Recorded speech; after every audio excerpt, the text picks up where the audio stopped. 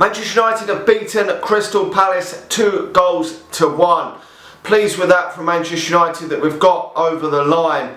It wasn't easy in the end. Manchester United have fought till the bitter end of this game due to a red card in the second half. Now, it started off well for Manchester United. We got the early penalty and we were playing well. Manchester United looked like hopefully the second goal was coming. And this is a problem for Manchester United. Manchester United do need to score more goals as we progress this Manchester United team. We're going to have to be putting teams to the sword if Manchester United are to challenge for league titles over the next couple of years. Now, we put a strong team out this afternoon, and I was a bit concerned that Manchester United put such a strong team out against Nottingham Forest, and I still am, because you look at the season, were Manchester United a bit leggy towards the first half? They come more into it. The second half, they've come a bit more into it, but luckily Rashford's tapped one into the net to make it 2-0, and I thought surely then that is game over. We've got luckily got that second goal to hopefully put the tie to bed. And then after that, obviously Casemiro has got himself sent off. He can't do what Casemiro done. And then Jeffrey Schlupp has scored to make it 2-1. And I really did fear the worst for Manchester United when he scored that one. I think it was only about 5 or 6 minutes after Casemiro got sent off. Now, we're so fucking thin in midfield that it is a massive concern that Casemiro's going to miss 3 games. And that's why the fact that he didn't give other players the opportunity in that game against Nottingham Forest, I was a bit worried.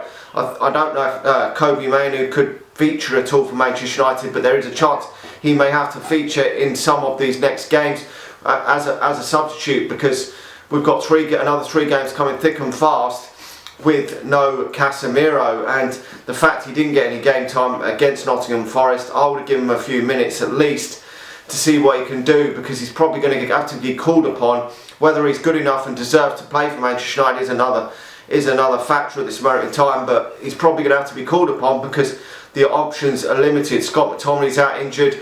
Yes, we've got Fred as well, but we haven't got a great deal of options in that midfield. So it is a massive concern. Manchester United basically went to a back 5 to try and stop this from turning into another horrible draw for Manchester United.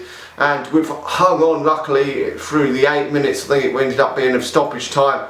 We've hung on, we've got the job done, which was the main thing to get the win this afternoon. But when you have a first half where Manchester United have been the better team for large parts of that, you've got to put chances away and got to score more goals. Wakehorse doesn't score enough goals. Anthony has been, so far in my opinion, pretty much a massive flop for Manchester United. Doesn't score enough, doesn't create enough chances. So we're going to have to find some ways of scoring more goals, because we can't be... I mean, it doesn't matter who scores the goals at the end of the day, but we are very reliant on Marcus Rashford's goals, and if he does get injured, Manchester United are going to have problems up front, I feel.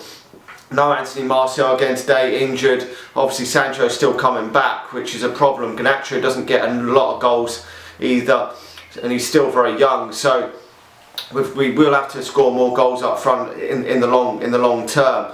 But the progress has been made, and you can't ask for any more than that. 13 home wins in a row. No one would have seen that happening when it's happened. So I think it is good, considering the team Manchester United are currently putting out. I don't think that this is anywhere near the finished article for Manchester United. It is far and away from the finished article. I still think we're 3, 4, 5 players away from being a very good team, and so that is a credit to the manager that he's got this Manchester United team winning 13 home games in a row and up into the top 4 with a team that I don't think is quite up to standard the way Manchester United want to be. So I think that is a positive on the manager. I think there is definitely room for improvement, and if we do get that room of improvement, then hopefully Manchester United will be able to challenge for league titles again. I hope so. It's taken its toll, the fact that Manchester United are in all 4 competitions. We probably didn't expect that, but the run of fixtures Manchester United have had in the League Cup and so far the FA Cup have allowed Manchester United to go deeper in them competitions. And luckily there've been some decent draws to allow Manchester United to get through a number of them ties comfortably, so it hasn't been too much wear and tear on the squad. but you do hope there's no more casualties, because it's three midfield absentees at this moment in time is really a massive problem for Manchester United. But we go again. I think it's Leeds up next, so we go again and see where that takes us. We just got to keep winning games of football, see where we finish in the league, and hopefully get a trophy this season. So it's real positivity. Manchester United 13 wins on the spin. Another Marcus Rashford goal, another Bruno Fernandes penalty. And let me know your thoughts in the comments section below. Smash that like button, smash the subscribe button, share this on Facebook if you can, and I'll talk to you all again soon.